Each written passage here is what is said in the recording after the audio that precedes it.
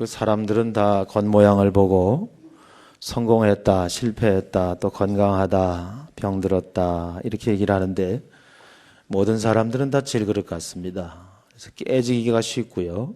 상처를 입는 데 있어서 자유로운 사람이 없다는 것이죠. 이제 현대에 오면서 모든 물품들이 다 넉넉해지고 사는 형편들이 나아져서 우리의 외모는 다 아주 번지르해졌습니다. 그런데 이전 삶보다 오늘을 사는 사람들의 마음이 많이 망가져 있는 것이 사실이에요. 그래서 외모는 그럴듯한데 마음은 심히 소란스럽고 만신창이가 된 상태라고 아니할 수가 없습니다. 겉으로는 온전해 보여도 내면의 상처가 존재하는 것이죠. 좋은 차, 좋은 집, 좋은 음식을 먹고 좋은 옷을 입어도 심각한 마음의 상처는 그렇다고 없어지는 것은 아니거든요. 이런 치유되지 않은 상처가 그냥 우리 속에 숨어서 그대로 우리가 죽을 때까지 조용히 있어준다면 그나마 품고 살만한데 이런 상처가 가만히 있질 않습니다. 그래서 우리 스스로의 자기 존중감을 심각하게 떨어뜨려서 자존감을 아주 낮게 만들어요. 그래서 자기를 하찮게 여기고 시시하게 여기고 그렇게 할 뿐 아니라 책임을 전가하는 일에 뛰어나게 하고 나를 포함한 모든 만나는 인간관계 속에 상처를 끼치는 그런 영향을 주기 때문에 이 상처 쉽지 않다. 그런데 오늘 우리가 읽은 이 사순절의 말씀을 보면은 예수님께서 채찍에 맞아 상처를 입으심으로 우리의 상처를 치유하기 위해서 그렇게 하셨다라고 쓰고 있습니다. 특별히 5절 말씀을 보시면 그가 찔림은 우리의 허물을 인하며 그가 상함은 우리의 죄악을 인함이라. 그가 징계를 받음으로 우리가 평화를 누리고 채찍에 맞음으로 나음을 입었다고 쓰고 있습니다. 주님께서 채찍에 맞아서 그 살이 찢김으로 찢긴 살 사이로 주의 거룩하신 피가 흘러내릴 때 그 피는 우리의 상처를 치유하기 위해서 흘린 피라고 하는 사실입니다. 오늘 제목처럼 우리 주님은 상처를 입은 치유자로 상처 가운데 허덕이는 우리들 앞에 서 계십니다. 그래서 그 주님 앞에서 참 이러지도 저러지도 못하는 우리 내면의 상처가 치유받고 이 세상 사람들과는 다른 방식으로 하나님 부르실 때까지 이 땅을 성공적으로 살아낼 수 있기를 축복합니다. 십자가의 복음이 예수님께서 우리의 죄를 대신 지시고 형벌을 받아 십자가에 죽으셨다. 그 예수 그리스도를 믿는 자마다 죄의 용서를 받고 구원을 받는다. 이건 아주 건강한 복음입니다. 그리고 우리가 믿는 교리예요. 그런데 여러분, 이것이 틀림없는 교리긴 하지만 교리로 끝난다라고 하면 참 우리의 삶은 너무 힘들거든요. 여러분, 이 십자가의 복음 속에서 아주 진하게 진동하는 피비린내와 그리고 뚝뚝 떨어지고 줄줄 흐르는 예수 그리스도의 보혈이 우리 가운데 체험이 돼야 됩니다. 그래서 우리의 상처를 흐르고 그 상처 위에 뿌려지고 그 상처 위에 칠해짐으로 십자가의 복음은 각자에게 치유의 복음으로 만나져야 할 줄로 믿습니다. 그때 주의 능력이 놀라운 변화가 우리 가운데 나타나게 될 것입니다. 예수님은 스스로 놀라운 어마어마한 상처를 가진 동시에 치유자로서 우리 앞에 계세요. 우리의 상처를 치유하실 수 있음은 주님이 가장 깊게 가장 많은 상처를 받으신 분이기 때문에 가능합니다. 여러분, 주님이 우리에게 오실 때 아기 예수의 모습으로, 연약한 모습으로, 또 목수의 집에 아들로서 오지 아니하고 정말 우리가 흉내낼 수도 감히 접근할 수도 없는 그런 놀라운 신분과 그리고 아주 보무도당당한 모습으로 우리에게 오셨다라고 하면 그분이 우리를 이해한다, 내가 너를 안다고 말씀하셔도 그것은 아무런 은혜와 공감이 되지 않을 거예요. 그러나 우리보다 더한 상처와 어려움 가운데 처하시고 그리고 그러한 경험으로 우리를 이해하시고 공감하신다라고 할 때 바로 그것은 우리에게 큰 은혜가 되는 것이고 또 치유의 역사가 일어나게 되는 것이죠. 인간이 경험할 수 있는 모든 상처를 다 받으신 분입니다. 그래서 어떤 종류의 상처든 어떤 종류의 깊이든 원인과 치유책을 주님이 가지고 계심을 믿으시기 바랍니다. 그 주님은 우리를 위해서 버림을 당하셨어요. 그리고 무시를 당하셨어요. 때로는 두들겨 맞는 폭행을 당하시고 하나님으로서 인간들에게 심각한 오해와 실어버린 바 되었어요. 내면과 육신의 아픔까지 처절하게 경험하신 것이죠. 그래서 그 주님이 우리가 만나는, 우리가 겪는, 우리가 입은 이 상처를 이해하신다고 말씀하시는 거예요. 하찮게 여기지 아니하시고 멸시하고 무시하지 아니하시고 성경의 표현대로 하면 내가 너희의 고통과 상처를 체휼한다. 이렇게 말씀하시는 것입니다.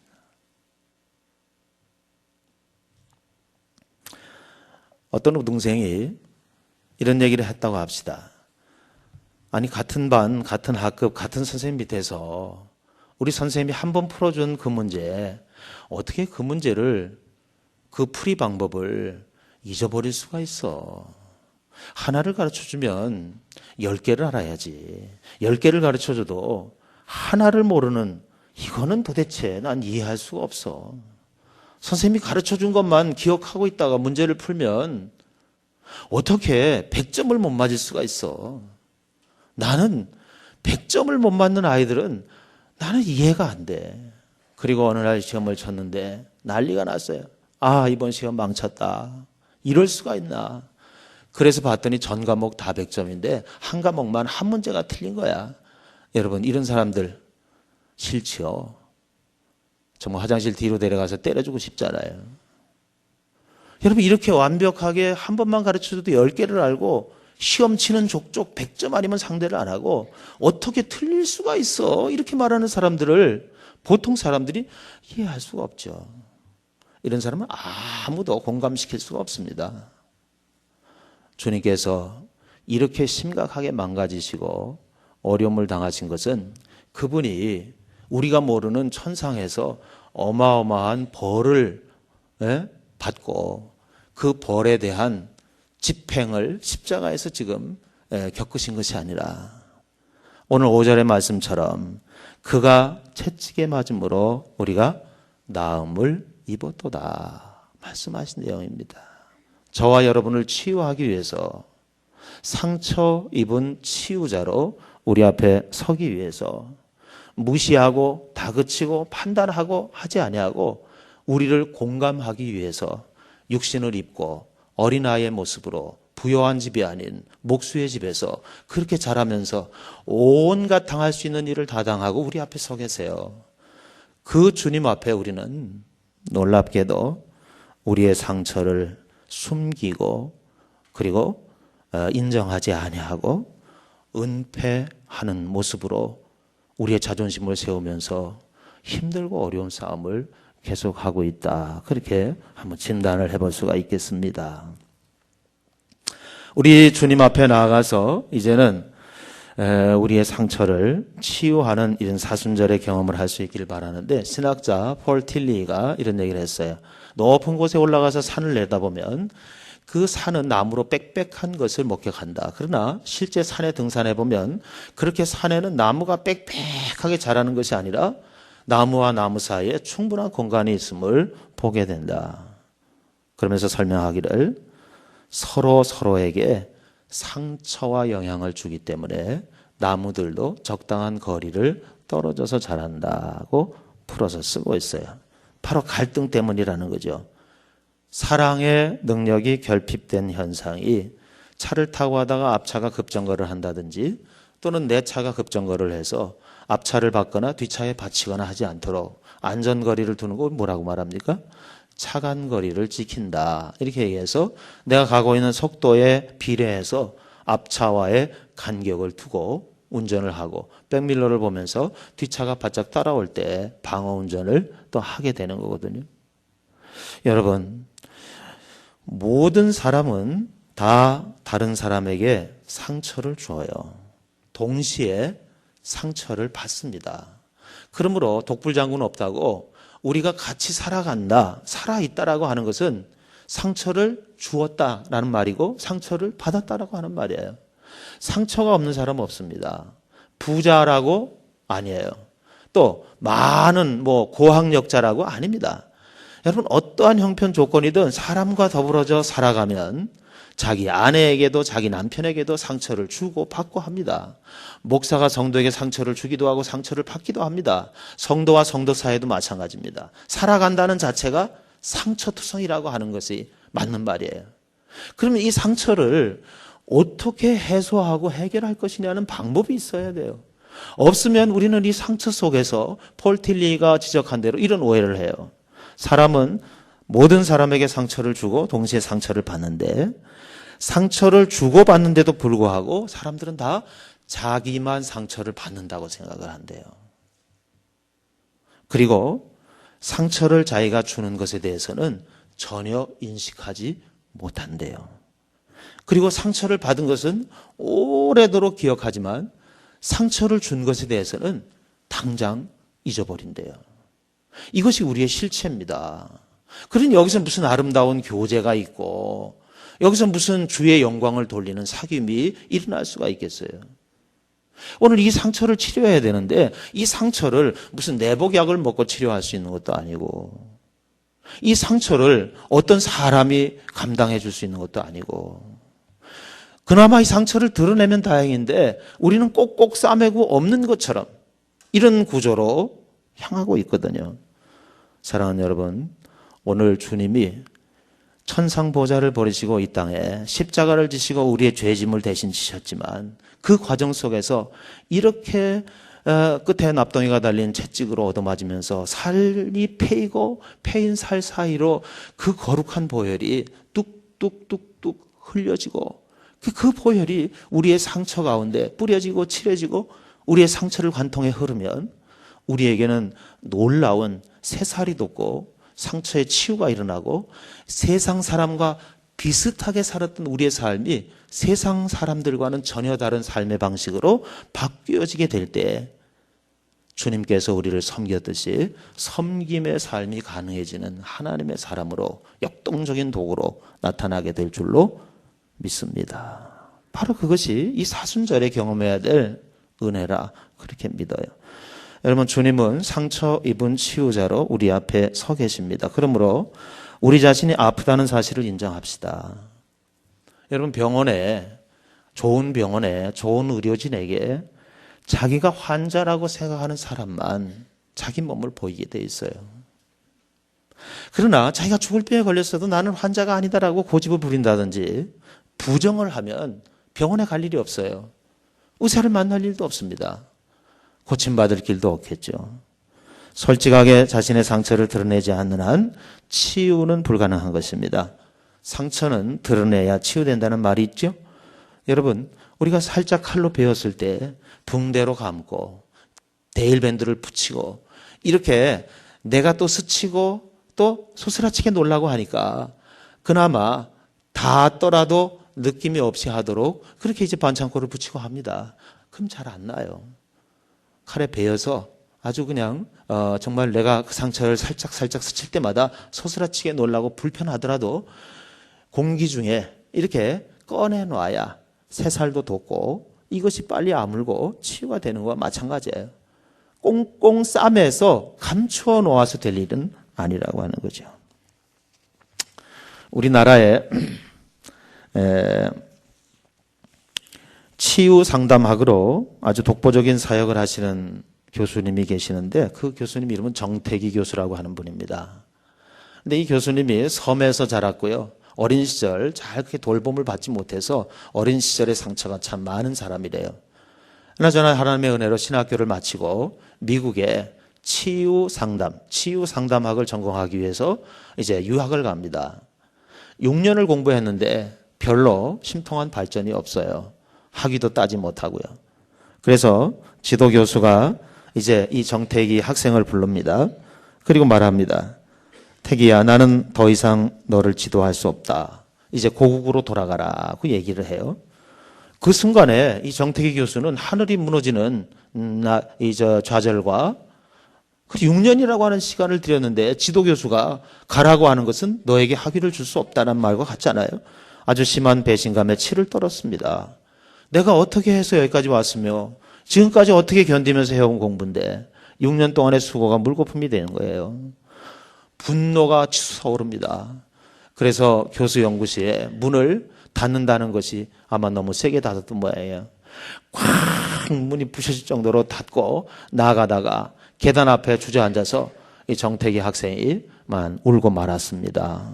한참을 울고 있는데 바로 그때 등 뒤에서 다정하게 어깨를 감싸는 손길이 느껴지더래요. 뒤를 돌아보니까 누군가 했더니 금방 자기에게 고국으로 돌아가라고 말한 바로 그 지도교수였다는 거예요. 그러면서 말하기를, 태기, 자네 지금 나와 함께 공부할 자세가 이제야 조금 보이는구만. 교수는 이 정태기 씨는 이해를 할 수가 없었어요. 착실하게 공부하고 교수의 지도를 잘 받아들일 때는 난 더 이상 너를 가르칠 수 없다. 고국으로 떠나라고 그러더니 교수의 말에 불손한 반응을 보이고 문을 쾅 닫고서 나오는 이 행동에 대해서 이제야 비로소 조금 이제 공부할 자세를 갖춘 것 같다. 이게 도대체 뭔 얘기인지 알 수가 없었던 것이죠. 그랬더니 그 지도교수가 이런 얘기를 하더래요. 자네가 미국에 온 것은 상담 기술을 배우러 온 것이 아니지 치유를 배우러 온 줄 아네. 나는 그동안 관심을 끄집어내려고 많이 애써 보았지만 자네는 꼼짝도 하지 않고 자네는 내가 자기 속을 건드리는 것을 알고 속을 걸어 잠그고 나를 미워하기 시작했네. 그런데도 자네는 나를 보고 나를 대할 때마다 공손하게 했고 미소를 지었어. 그러나 내가 보니 네 마음속에는 교수를 향하여서 도리질을 하면서 외형만 그렇게 했던 것이지. 6년 동안 계속해서 겉다르고 속다르게 행동하는 사람을 내가 보면서 너는 다른 사람의 내적 치유를 행할 수 없다라고 판단해서 너를 불러서 고국으로 돌아가라고 내가 권면을 한 거다. 그런데 오늘 네 반응을 보면서 부정적이긴 하지만 처음으로 너의 겉과 속이 일치하는 모습을 내가 봤어. 이제 이 영성 치유 이것을 공부할 수 있는 자세가 비로소 됐다 인정하고 같이 공부를 할 수 있는 그런 가능성을 봤다. 그런 얘기를 쓰고 있습니다. 맞죠? 여러분, 자신의 그 상처를 솔직하게 인정하고 주님께 도움을 구할 때 우리 속에 웅크리고 있던 나도 아닌 것이 더 나답게 내 속에서 나를 주장하고 나를 피곤하게 하고 힘들게 했던 그 상처가 예수 그리스도의 보혈에 녹아나기 시작할 줄로 믿습니다. 형체가 흐물흐물하게 될 줄로 믿습니다. 그때에 우리는 세상 사람이지만 세상 사람과는 다르게 사는 삶의 지혜와 방법과 능력이 함양이 되는 것이에요. 그래서 우리는 나도 치유하고 또한 치유받아야 할 사람에게 이제는 상처를 입고 상처를 치유받은 치유자로서 주님의 분신으로 그들 앞에 설 수가 있게 되는 것입니다. 여러분, 자신의 상처에 대해서 우리가 책임을 지는 일면이 있기를 바랍니다. 우리의 상처가 자신이 만든 건 아니라고 할지라도 남의 탓을 하게 되면 그 속의 상처는 치유되지 않습니다. 우리는 대부분 분노와 원망을 가지고 있어요. 시기 질투를 가지고 있어요. 이것의 노예가 되면 상처는 치유되지 않습니다. 마음이 급속히 다칩니다. 쓴뿌리가 내려집니다. 그리고 모든 것이 디딤돌이 아니라 거친 돌이 되고 맙니다. 비록 타인에 의해서 상처를 입은 것이 사실이라고 해도 그 상처를 바르게 다루지 못한 책임이 나에게도 있다라고 하는 사실만큼은 우리가 솔직하게 인정할 때에 이 상처가 꺼내지고 치유되기 시작하는 것이죠. 많은 사람들이 이러한 내적 아픔 가운데 치유받기를 거절하고 상처를 즐기면서 사는 놀라운 현상을 목격을 해요. 여러분, 베데스다 연못가에 38년 된 병자 예수님께서 만나셨어요. 만병을 치유할 수 있는 능력과 권세 있는 분 아닙니까? 그런데 그 38년 된 병자를 향해서 예수님이 첫 번째 질문이 뭐였어요? 네가 낫기를 원하느냐는 거예요. 사랑하는 여러분, 천사가 물을 동할 때 제일 먼저 들어가는 사람이 어떤 병에 걸렸든지 낫는다라고 하는 전설을 의지해서 거기에 세월을 버티고 있었거든요. 그런데 예수님이 만나서 네가 낫기를 원하느냐고 하는 건 무슨 얘기일까요? 이미 그 환자 마음 가운데 천사가 물을 동할 때 제일 먼저 들어가는 자가 낫는다라고 하는 전설은 알고 있었지만 마음 가운데 나으려고 하는 소망이 끊어진 거예요. 없어진 거예요. 우리가 그냥 아침에 눈 뜨고 일어나서 그저 마을 해관 가가지고 수다 떨고 그냥 거기서 그들과 함께 이루고 있다가 습관적으로 또 집으로 오고 또 다음날 출근하고 이렇게 하는 거나 뭐 다를 바가 없어요. 마음 가운데 여러분 정말 이 상처 가운데 치유받고 새롭게 살기를 원한다. 나도 감동을 자아내고 감동을 생산하는 사람으로 살기를 원한다. 나를 만난 사람들이 어떤 상처를 가졌든지 내가 주님 앞에 치료받는 것처럼 나를 통해서 그가 치료되고 새로워지기를 원한다. 이와 같은 강력한 소원과 간구가 우리 가운데 있어야 할 줄로 믿습니다. 여러분, 여러분의 상처를 너무 오래 껴안고 있다 보니까 친구가 돼버렸어요. 너무 오래 어깨동무하고 있다 보니까 나도 아닌 게 나처럼 더 나같이 내 안에서 자리를 잡고 있어요. 여러분, 이 상처를 녹여내고 이 상처를 분리해내는 것은 주님께서 우리에게 주신 그 십자가 위에서 흘리신 보혈의 능력과 권세 외에는 없습니다.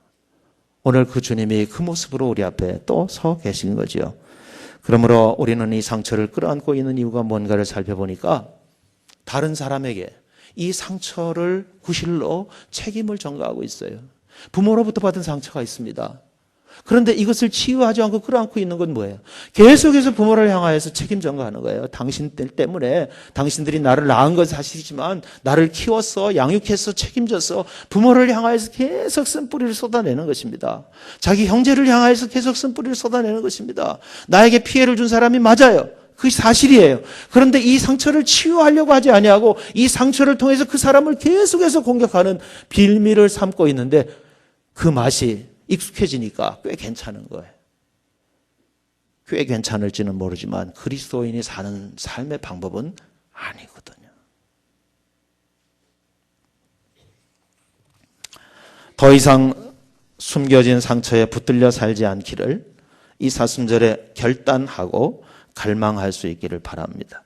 치유하시는 하나님이 분명한 의지를 가지고 기도할 때 도와주실 거예요. 우리가 하는 원망은 독입니다. 우리는 결코 이 원망을 통하여서는 우리가 자유롭게 치유되지 못합니다. 더 비참하게 병들게 돼요. 원망하면 눈이 어두워지고 마음이 굳어집니다. 그러나 기도를 시작하면 분별의 눈이 밝아지고 마음이 부드러워지게 될 줄로 믿습니다. 사랑하는 여러분, 우리 주님이 지금 상처 입은 치유자로 우리 앞에 서 계십니다. 주님이 흘리신 보혈이 우리를 치유해요. 채찍에 찢기심으로 흘리신 보혈이 우리의 상처에 뿌려지고 칠해지고 흐를 수 있도록 사랑하는 여러분, 실제 교리로 받아들이지 마시고 기도함으로 2000년 전 골고다 언덕 십자가 밑으로 갈 수 있기를 바랍니다. 그리고 여러분의 손에 스폰지도 좋아요. 여러분의 손에 성경에 나온 대로 우슬초도 좋아요. 여러분 기도하면서 예수 그리스도의 뚝뚝 흘리신 줄줄 흘리시는 그 보혈을 찍으세요. 그리고 내가 나를 아프게 했던 그 문제에 뿌리시고 칠하시고 그리고 그 피가 뿌리고 칠하다 못해 그 문제를 관통해서 줄줄 흐르도록 기도할 수 있기를 바랍니다. 여러분 그것이 고착화되고 세월을 지나온 문제일지라도 녹아지고 풀어헤치시고 그래서 더 이상 나를 주장할 수 없는 형체는 남아있어도 더 이상 강력하지 아니한 아주 무력한 존재로서 우리를 거스릴 수가 없다라고 하는 사실입니다. 여러분 보혈은 우리의 죄를 용서하시고 병을 치유하는 능력이에요. 죄에서 자유를 얻게 함은 주의 보혈, 주의 능력, 권세에 있습니다. 주의 보혈을 높이시고 찬양하시고 그리고 그 권세를 가져다가 여러분의 삶 가운데, 아프게 하는 문제 가운데 하나님께서 주신 약으로 사용할 수 있기를 바랍니다. 주님께서 십자가에서 못 박히실 때, 창을 맞으실 때 여러분 주님의 살이 터지면서 피만 흘렀겠어요? 주님의 살이 터지면서 본래 말씀이 육신이 되어서 이 땅에 오시지 않았습니까? 창세기에 봐도 하나님이 말씀하시되 빛이 있으라 하시니 빛이 있었어요. 그리고 말씀하시는 대로 모든 무에서 유가 창조되는 말씀의 권세를 우리가 봤습니다.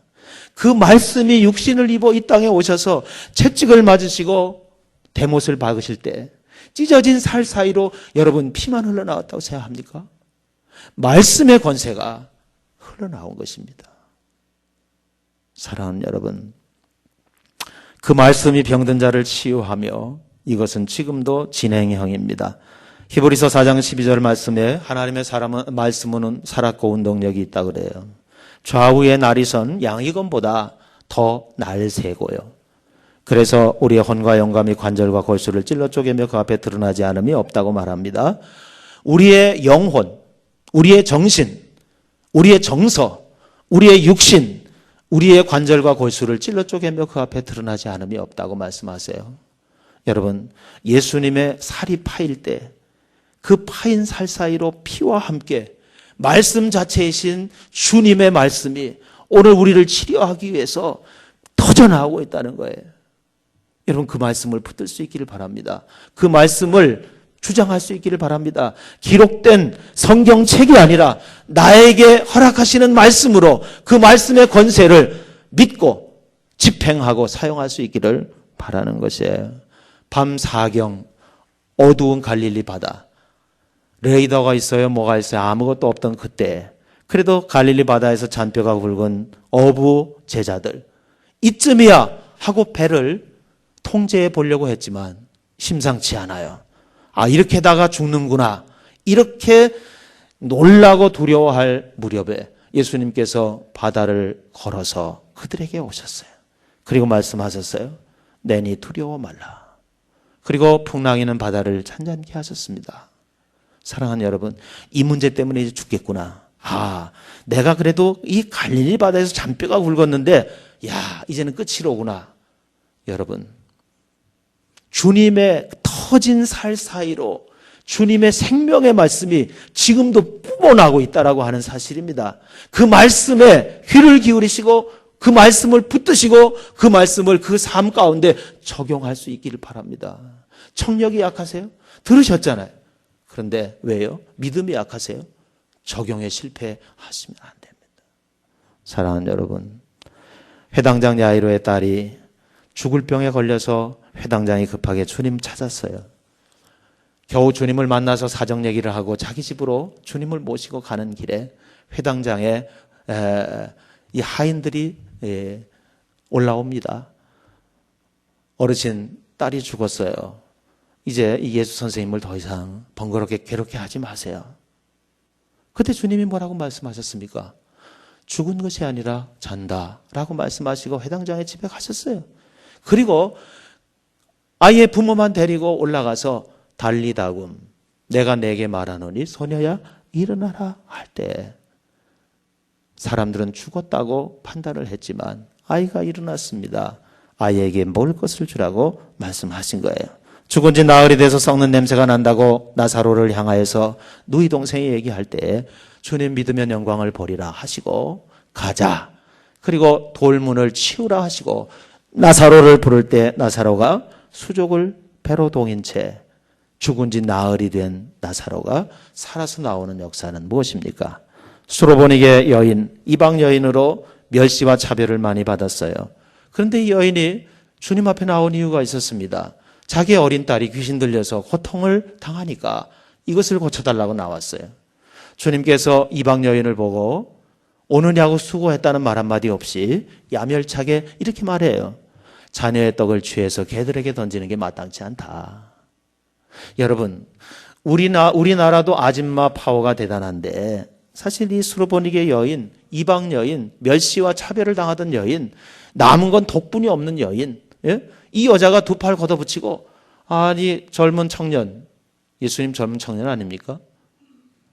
오늘 아줌마 맛을 좀 보려고 그래요? 예? 나보고 지금 뭐라고? 자녀의 떡을 취하여 개들에게 던짐이 마땅치 않다고? 나보고 지금 개라 그랬어요? 이러고 따질 수 있는 거 아닙니까? 어차피 산통 다 깨지고 뭐 끝난 판에. 그런데 이 여인이 그 상황 가운데서 주여, 맞습니다. 그러나 개들도 주인의 상에서 떨어지는 부스러기는 먹지 않습니까? 나는 지금 뭐 깨끗한 거, 실한 거, 온전한 거 달라고 하는 것이 아니라 부스러기라도 좋습니다. 그때 주님이 말씀하세요. 내 믿음이 크다. 내 소원대로 되리라. 그 시로 그렇게 고생하고 재산을 탕진하던 딸의 귀신 들린 현상이 사라지게 되었다라고 하는 것입니다. 여러분, 십자가에 달리신 주님 고맙죠. 얼마나 아프셨을까? 얼마나 고통스러우셨을까? 눈물이 나죠. 그런데 여러분, 우리 보고 그렇게 추적추적 울려고, 눈물 뿌리라고, 괜히 슬픈 척하라고, 괜히 아픈 척하라고 주님이 십자가에 달리신 것이 아니라 그가 채찍에 맞음으로 너희가 나음을 입었다라고 하는 사실입니다. 여러분, 이것을 잘 적용할 수 있기를 바라요. 주님이 찢긴 것 사이로 피가 흘렀어요. 물론. 그러나 피와 함께 몰래 말씀이신 주님 자체가 폭발하듯이 그 찢긴 몸 사이로 우리에게 말씀을 주고 계신다라고 하는 것입니다. 더 이상 슬퍼하는 사순절이 되지 맙시다. 괜히 흉내내고 울적한 그런 사순절이 되지 맙시다. 승리를 위해서, 치유를 위해서 주님이 이미 홀대를 당하시고 우리가 겪지 못한 모든 상처를 이미 다 경험하시고 우리를 함부로 여기지 아니하시고 우리를 위로하시며 치유하시기 위해서 상처 입은 치유자로 우리 앞에 서 계심을 똑똑하게 목격할 수 있기를 바랍니다. 여러분, 특별히 옆구리를 창으로 찔렀을 때 물이 쏟아졌다 그랬어요. 여러분, 이 물은 성령님을 의미하기도 하지요. 성령님을 생수에 비유기도 했습니다. 에스겔 47장의 성전 문지방에 그 밑에서 흘러나온 물이 바다를 치유한 것처럼 성령님의 생수는 우리의 상처에 치유로서 혁혁한 공이 있습니다. 능력이 있습니다. 여러분, 상처가 좀 큰가요? 상처가 좀 다양하십니까? 여러분, 성령께서 그 상처를 어루만지시면 상처가 크면은 큰 진주가 될 줄로 믿습니다. 성령께서 그 상처를 싸매시면 정말 보란 듯이 상품성이 있는 내놓고 자랑스러운 그와 같은 진주로 눈에 띄게 될 줄로 믿습니다. 상처 입은 치유자라고 하는 표현은 여러분이 혹 들으셨을 거예요. 헨리 나웬이라고 하는 영성신학자가 자기의 책 제목으로 쓴 그런 표현입니다. 상처 입은 치유자. 여러분, 상처 입은 자는 환자입니다. 그런데 왜 이런 표현을 썼냐면 아파본 사람이 아픈 사람 속을 이해하는 거죠. 눈물 젖은 빵을 먹어보지 않은 사람은 인생을 논하지 말라. 무슨 뜻이겠어요? 넉넉해서 다이어트를 할 망정 먹는 것에 후회받지 아니하고 있으면 먹고 없으면 말고 하는 사람과 이 한 끼의 이 빵 조각이 이제 내 인생의 마지막 빵 조각일 수도 있다라고 눈물이 범벅이 돼서 이 빵 조각을 받는 사람에게는 이것이 달라요. 배부른 상전이 종 배고픈 걸 어떻게 알겠어요? 그러나 우리 주님은 충분하게 상처를 받으신 분으로 우리의 연약함을 시비하지 않고 비웃지 않고, 여러분이 좀 능력은 없지만 목사인 제게 상담하러 나와서 무언가를 말씀할 때 제가 여러분의 눈과 눈을 마주치고 그리고 공감을 하고 그리고 호응을 하면서 아이고 그래서요. 아이고 어려웠겠네요. 어떻게 견뎠어요? 아 그렇지요. 정말 화도 나셨겠어요? 그러면 여러분 5분 얘기하러 왔다가 1시간 시간 가는 줄도 모르고 얘기할 거예요. 왜? 공감이 되니까. 근데 내가 오늘 목사님한테 이 얘기를 꼭 얘기해야 되겠다 그랬는데 제가 딱 듣는 말이 그래서요. 그런데 그래서 요지가 뭐예요? 핵심이 뭔데? 둘러서 얘기하지 말고 빨리 얘기하세요. 이렇게 이야기하면 여러분 1시간이 뭐예요? 5분도 지나지 않아서 내가 이 인간하고는 얘기를 그만해야 되겠다. 딱 마음이 다치지 않습니까? 여러분, 이 공감이라고 하는 것이 그렇게 중요합니다. 누가 공감할 수 있겠습니까? 판판이 100점 맞는 사람 어떻게 틀릴 수가 있어? 어떻게 1등을 못할 수가 있어? 어떻게 이해를 못할 수가 있어? 이렇게 말하는 사람, 어떻게 이해 못하는 사람을 공감하고 위로하고 챙겨줄 수가 있겠어요? 예수님은 상처 입은 치유자로 우리에게 오셨어요. 질고를 지고 슬픔을 당하신 것은 그분에게 문제가 있어서가 아니라 우리의 상처를 치유하기 위하심입니다.